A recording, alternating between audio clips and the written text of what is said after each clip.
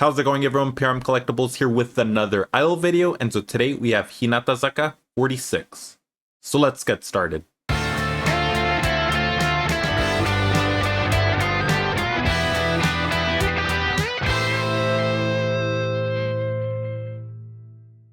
so here I have Hinatazaka46, a single Cliffhanger, and I have limited editions type A, B, C, and D. And there's also a regular edition, however I do not have that. And now for the similarities and differences. For the CD portion, all of them, regardless of type, are going to have the first two same tracks, which is Cliffhanger and Kimi to Ikiru. The third track is going to be exclusive to each type, including the regular edition. That one has its own as well. All of the limited editions are going to contain photo cards. Now that could be first press releases, so always make sure that when you're buying them, it says that, because it might not contain photo cards if you don't get that edition. For the limited edition Blu-rays, type A through C are going to contain the concert Hinatazaka46 Arena Tour 2025 Monster Groove Director's Cut Collection. Long name, but anyways, each type is going to have its own songs from that. And then type D is going to be the documentary The Other Side of Hinata. And in the front covers, you could see that the theme is winter. The members are wearing warm winter clothes, and then there's a light snow going on. And in the front cover of type A, we of course have the center of the single Onomanami. And in the back, we have the center of the hiragana Hinata song, Kamimura Hinano. All right, let's go ahead and open up type A.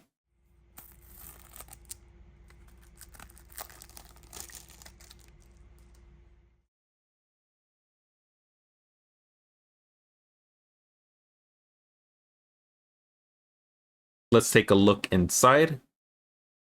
And as you can see, we've got more snow theme going on. And then in the back there, we have a hand. Now let's take a look at the booklet for type A.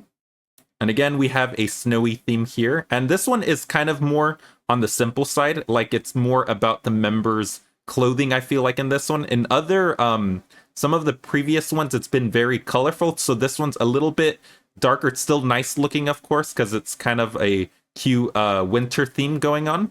But yeah, this one, the background, there's less going on. It's more focused on the members' clothing, and then of course the snow. And then in the end here, I assume that is Ono holding some snow. In the front cover of type B, we have Kosaka and Shogenji. And then in the back, we have Hirao pointing as Ishizuka looks on. Let's go ahead and open up type B.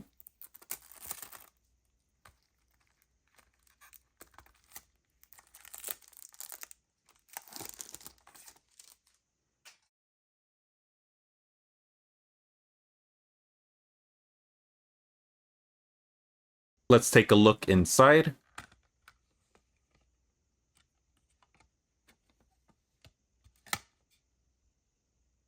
Now let's take a look at the booklet for type B.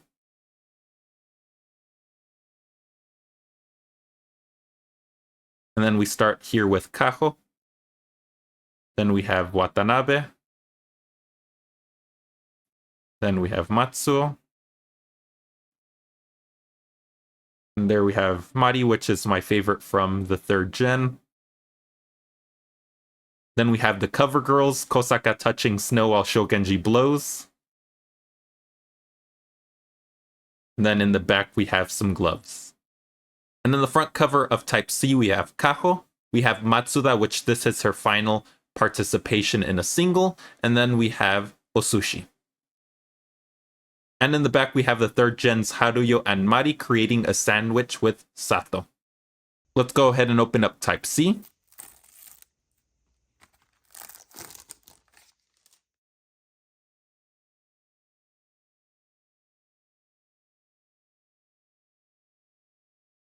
Let's take a look inside.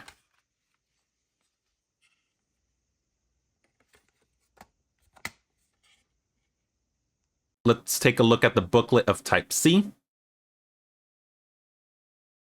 We have Shogenji. We have Mikuni. Then we have Konishi. And then we have Mitsuki, which she kind of looks a little different with the hairstyle there. And then we have Takeuchi. And then the 3 from the front cover there. And then in the back, we have a hand holding a scarf. And in the front cover of Type D, we have Takahashi, Yamashita, Watanabe, and Matsuo. And in the back, we have Tsurusaki, Takeuchi, Hiraoka, and Katayama. Let's go ahead and open up Type D.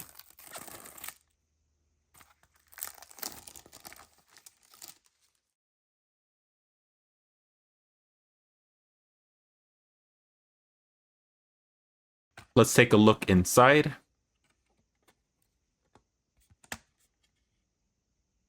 Let's take a look at the booklet for Type D. And starting out, we have Kosaka. And then we have Sumire. And Shimizuria, which is my favorite from the 4th generation. And then we have some 5th gen members. Then we have Kamimura and the members from the front cover. And in the back, more hands. Now for the best part about Hinatazaka46 unboxings, let's take a look at the photo cards. And the photo card we get for Type A is Katayama Saki. And the photo card we get for Type B is Sato Yu. And the photo card we get for Type C is Kamimura Hinano, which unfortunately got a little bent, as you could see there. And the photo card we get for Type D is Takahashi Mikuni. And now for the song review portion, we're going to start, of course, with the single song itself, Cliffhanger. Now, I very much like this song. First, I will say that I like the instrumentation of it, which, spoiler, you're going to kind of hear that throughout because I like the instrumentations of Hinatazaka46 songs in general. But anyways, how it starts with the piano intro going into the full band with like just simple rock band kind of setup. I very much like that. And then, of course, we get the solo vocal starting in the beginning with Ono, which I actually liked very much. I thought her voice sounded really good. So it was a cool start of going from the light piano straight to the full band. And then we have the solo vocals in verse 1. So I liked very much also the key change that happens between the pre-chorus to chorus. I always like it. The key change are done in such a cool and tasteful way. So I very much like the song in general. One thing is I'm a guitar player, so I will say when there is that slight section with the guitar solo, like going to the bridge, I will say that I liked it, but it seemed like it came to an abrupt end, like out of nowhere. It seemed like the vocals came in and interrupted it. I don't know if something in the vocals of the song, because I don't like translate the lyrics or anything like that, so I don't know what the songs are about usually. But I don't know if there was like a lyrical idea that happened there that it made it for that reason. But anyways, like just listening to it, it just seemed like it was like, okay, we've got a little bit of a solo going on and then it gets cut out of nowhere. So that's how it feels like. Again, it could have a lyrical reason for it. But anyways, the bridge and the final chorus had a really cool transition as well. So I very much liked Cliffhanger. And now we have Kimi to Ikiru. So this is the Hiragana Hinata song, and Kamimura Hinano is the center. And she also starts off with a solo vocals intro, which is pretty cool too. I do like her voice in general. I feel like this one, it didn't sound bad, but I did feel like it wasn't the greatest, I'll say, but it still worked out. Again, instrumentation I very much liked. I like the chord progressions in general. This was kind of like a more serious song, which was cool. And then so I liked the chord progressions going on behind it. The bridge also sounded very strong and powerful, which was very cool. And of course, this was kind of like during the scene where there was crying, which made sense. But yeah, the bridge itself felt very strong and powerful. And I kind of think of this song overall, like, of course, this was a full song, but I think this is a good song for like solo singer songwriter kind of people. So I think this is a cool song for people to cover with like just an acoustic guitar. And for Suki ni Naru Crescendo, so this was the 5th gen song. I thought it was fun and catchy overall, especially from the start. In the beginning, it sounds fun, catchy, and it kind of sounds like a bit of... I don't know if I'm getting my time period right, but it sounds kind of like a 50s bass line a little bit. So that's kind of how it happens with like the verse. But then once the bridge and chorus happens, I feel like it kind of gets a bit more...